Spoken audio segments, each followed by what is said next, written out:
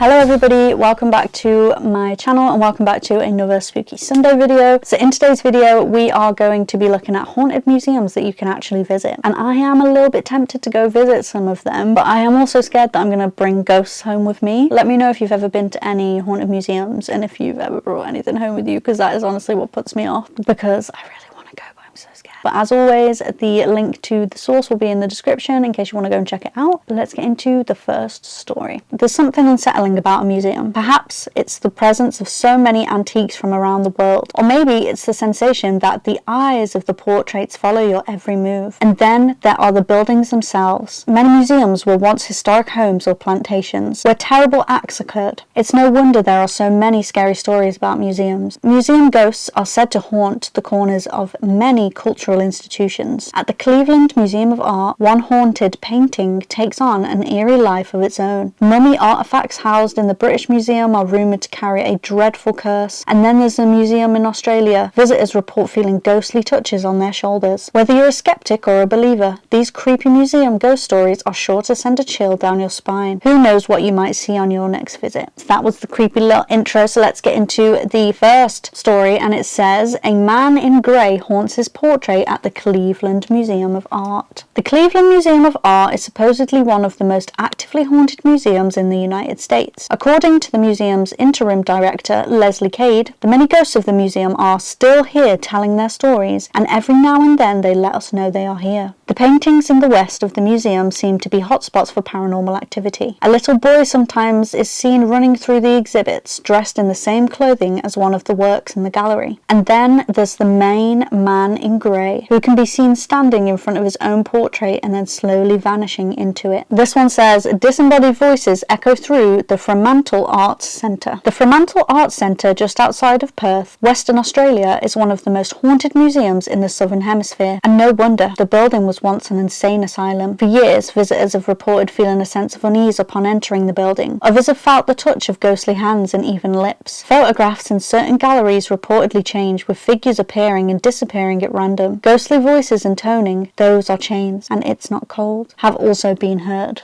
I know I didn't speak about the first story, so I'm just going to speak about them both right now. The thought of ghosts appearing in front of your face and then disappearing is horrifying. It scares the living crap out of me, but also creepy voices. And this goes for both of those stories because they both have ghosts appearing and they both have creepy voices, I think. The last one definitely has creepy voices, and it just scares the living crap out of me. I wonder if they've ever caught any of them on camera, like on picture or video. I didn't see any pictures, so I don't think they have, but they should get some Ghost Adventures casts in there. They should get some ghost hunters in there. BuzzFeed Unsolved. Oh my god, I love BuzzFeed Unsolved, you guys. Alright, let's go on to the next story. A murdered teenager haunts the Museum of Abe Mall. The Museum of Abe Mall in Elizabeth City, NC. I don't know what NC means. I know it's an American place, so if anybody knows what NC is or where NC is in the States, which state that is, let me know. The Museum of Abe Mall in Elizabeth City moved to a new building in 2005, but its antique contents seem to have relocated spirits too. Staff have reported so many strange sightings and noises that paranormal experts were called in to investigate. They got some investigators in on this one. Some of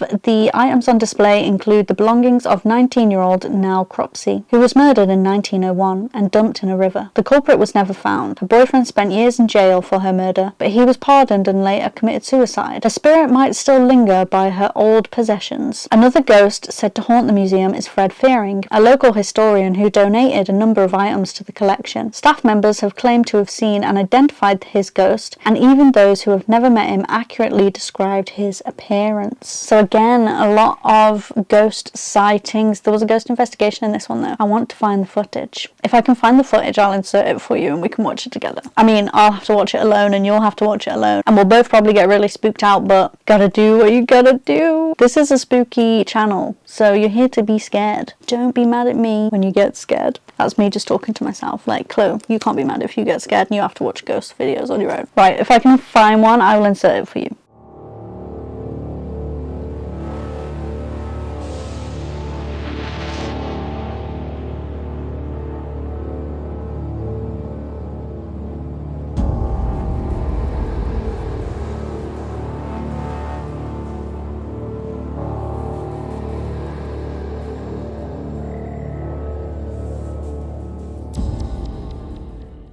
This one says, Annabelle terrifies visitors to the Warrens Occult Museum. It's no surprise that the Warrens Occult Museum is supposedly haunted. Founded by paranormal experts Ed and Lorraine Warren, it is designed to hold a collection of frightful and often possessed items. The museum's showpiece is Annabelle, the doll whose malicious exploits figured in The Conjuring. According to the museum's owners, an exorcism was performed on the doll before it was placed in its glass box. However, it reportedly continues to move around and snarl at visitors. At least one person is said to have died as a result of contact with Annabelle. Supposedly, the man taunted the doll, telling her to do your worst to him, and then right after the man left the museum, he was killed in a motorcycle accident. I know that Ed and Lorraine Warren are very controversial, but for some reason, I'm just so interested in them. I really think I need to do like a whole Ed and Lorraine Warren deep dive. If you haven't watched any of my deep dives, I've got one on Most Haunted and I've got one on Ghost Adventures. I'm working on one with BuzzFeed Unsolved. Do I also start working on one for Ed and Lorraine Warren, because I am very interested in them and I do feel like it'd be a good video. We'll talk about the good and the bad. Let me know if that's something you'd be interested in. But the Warrens is one of the museums I'd love to visit, but I am so scared. They have some of the worst haunted items in their museum and it scares me so much that I don't want to go, because what if someone follows me home? Oh my god, if anybody watching this video right now has ever been to the museum, please comment down below. I would love to hear any stories that you have, or even if nothing happened, just tell me what it's like there. I'm so jealous and that would absolutely make my day. So if you've ever been to the museum, please comment down below. Next one says, a ghostly scent wafts through the Hunter Museum. According to museum staff, Hunter's Museum of American Art is home to at least 5 ghosts. Employees regularly sense that someone or something is watching them, and night shift security guards have spotted moving shadows within the galleries. While that's a fair bit of paranormal activity, only one of the ghosts has been identified to date. Her name is Augusta Hoffman, and she was the poor and unhappy relation to the Bennett family who lived just next door to the Hunter Museum. Apparently, Augusta's spirit preferred not to stay at the site of her misery and moved right into the museum galleries. Visitors and staff have reported seeing her move about the building and look out of windows. If they don't see her, they sometimes catch a whiff of her strange perfume. Augusta's life was tragic. She disappeared in 1915, leaving behind her belongings and even her last paycheck. The Bennett family claimed that Augusta had eloped with a secret lover. However, that wasn't the case. In 1924, some work was being done on the Bennett home and a carpenter made a grisly discovery under the floorboards. He uncovered a skeleton, still wearing shoes, spectacles and its false teeth, which were later identified to a local dentist as belonging to poor Augusta. Local officials and the state attorney general arrested Mr. and Mrs. Bennett for her murder. You know what, I was like reading through that story and halfway through I was like, they defo did something to her. Like, there's no way someone that's poor is going to leave everything they own and their last paycheck. If you're running away, you're waiting for that paycheck, because that's going to help with you running away, and your belongings are going to help with you running away. Do you know what I mean? So it was just a bit sus to me. So when I got to the end of the story and I found out that those people were responsible, that makes sense to me. I hope they got in trouble for it. I know they were arrested, but I hope they got sent to prison. So she moved next door, they're saying, that she didn't want to stay in the house, so she moved next door and they've seen her in the art museum looking out windows. Can you imagine looking at a building and there's a ghost looking out the window? No, like, it scares me so much, and there's so many horror films where there's ghosts looking out the window. Also, this is totally off topic. I have a problem. I have a problem where I feel like I don't speak to you for so long and then I have so many things to tell you and then I just end up telling you a million things. But I watched Beetlejuice for the first time the other day. It was so good, but they had a ghost looking out the window there, so that was such a pointless fact, but it just reminded me of it. Anyway, I'm going to go ahead and end today's video here. I hope you liked it. If you did and you're new, please subscribe. I would love to have you stick around. And yeah, if you like the video, give it a big thumbs up. Comment loads of things down below. And I will see you in my next video. Bye.